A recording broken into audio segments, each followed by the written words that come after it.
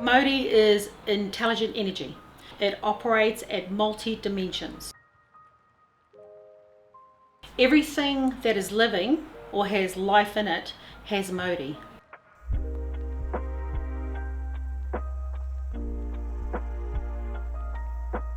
We're all connected.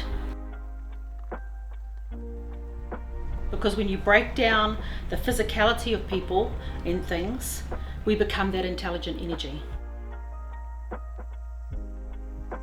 So it's important for us to understand that when we affect something of ourselves or affect other people, that we're actually affecting that connection of that intelligent energy. And so that's Mauri. Kia ora.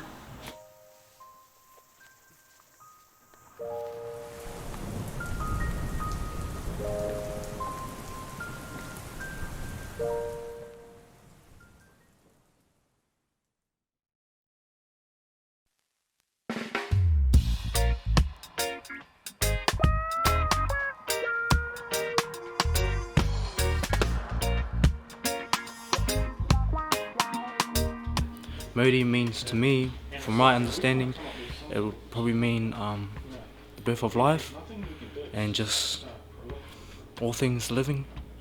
But other than that, I think that'll be me.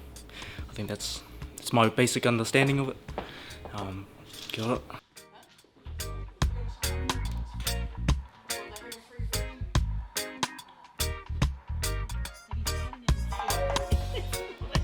We are looking at how we map Mauri using new technologies, and so in addition to the ARC Survey 123s and some of the observations that we are producing, observation results we're producing, we're also using 3D GoPro cameras, which were part of the Mobilising for Action activity with Marie McKenzie, and Debbie Larkins, one of her students, PhD students, has gone around working with our mana whenua to train them on how to tell a story using that technology. And so we hope to also use that to map Mauri over multiple generations through using photography, film, and also narrative to tell our story as our ngahere changes, and so the Mauri is shaped by the activities that are taken on around it or in it.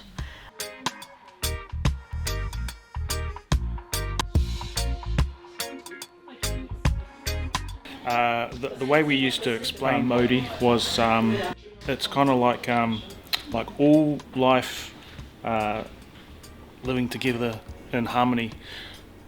But it's a little bit beyond that as well, because a rock could have a story, a tree could have a story, and that kind of thing. So, yeah.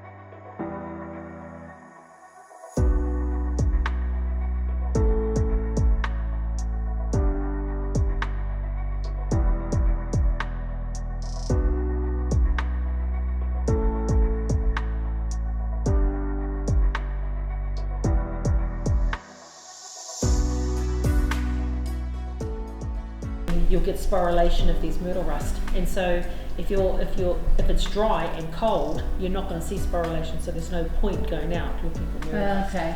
Right. You know, so there's momentum now to really be able to get some research going in the ngahere, and so mana whenua are being equipped with tools. They're testing some of the surveying and monitoring techniques, including cultural health monitoring across the Kauri Rākau and the Mutaisi Rākau, so the two pathogens that we're trying to find cures for. The key thing right from the beginning was around engaging with mana whenua that have familiarity around working with science and research, got good capability and capacity, and who are open to actually working with science and research. So that's been a real good establishment right from day one. It's also been about cognizance of their ngahere, and that's often articulated in the way they talk about their mahi, and we're delighted that they're part of Te Whakahononga. Were previously part of the research around looking at resistance in Kauri under the Healthy Trees, Healthy Futures kaupapa with Scion.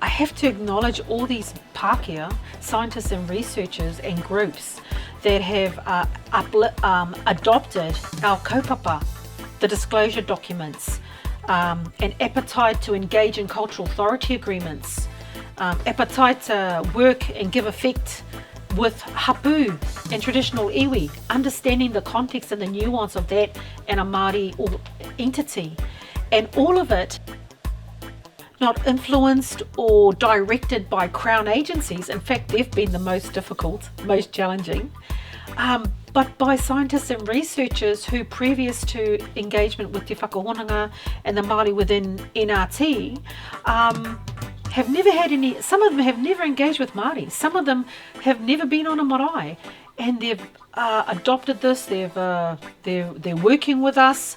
They're supporting the kaupapa. They're interested in Māori views.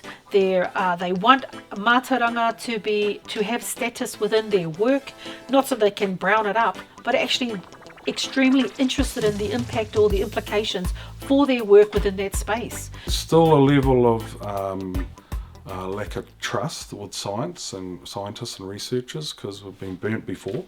They've taken our taonga in some cases without us knowing. So that's always in the back of many of our minds. The process that we're putting in place should eliminate or really reduce the risk of that happening again. So there's a bit more confidence around we have a process to prevent that from happening again.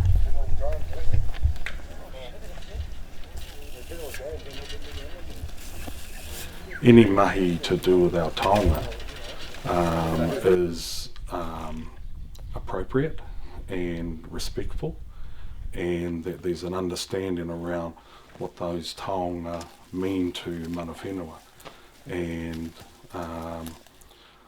recognising, and maybe not understanding at this stage, but recognising that there is a whakapapa for mana whenua to those taonga, and so it's significant for mana whenua to look after those taonga that are being collected, whether it's a seedling or a leaf sample or a plant or a soil sample, that all holds a whakapapa to the mana whenua. So that's a big learning journey for our science and researchers, and they're still developing that understanding, but that's been a really good part of the journey now that we've been able to have that engagement and then start that sharing of knowledge.